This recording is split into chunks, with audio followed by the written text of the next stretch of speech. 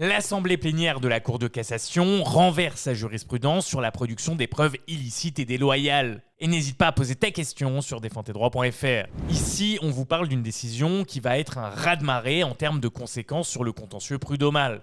La Cour de cassation admet désormais qu'une partie puisse utiliser sous certaines conditions strictes une preuve obtenue de manière déloyale pour faire valoir ses droits. Pour la petite information, dans un procès civil, l'illicéité ou la déloyauté dans l'obtention ou la production d'un moyen de preuve ne conduit pas nécessairement à l'écarter du débat. Le juge devant apprécier si une telle preuve porte atteinte aux critères équitables de la procédure dans son ensemble, en mettant en balance le droit à la preuve et les droits antinomiques en présence. Le droit à la preuve pouvant justifier la production d'éléments portant atteinte à d'autres droits à condition que cette production soit indispensable à son exercice et que l'atteinte soit strictement proportionnée au but poursuivi. Ainsi, jusqu'à présent, la Cour de cassation considérait irrecevable la production d'une preuve recueillie à l'insu de la personne ou obtenue par une manœuvre ou un stratagème. Mais maintenant, la même Cour admet qu'une partie puisse utiliser sous certaines conditions strictes une preuve obtenue de manière déloyale pour faire valoir ses droits. Et c'est une bonne nouvelle, le droit évolue. Bref, si t'es resté jusque-là, marque preuve en commentaire et me remercie pas. Abonne-toi et like aussi.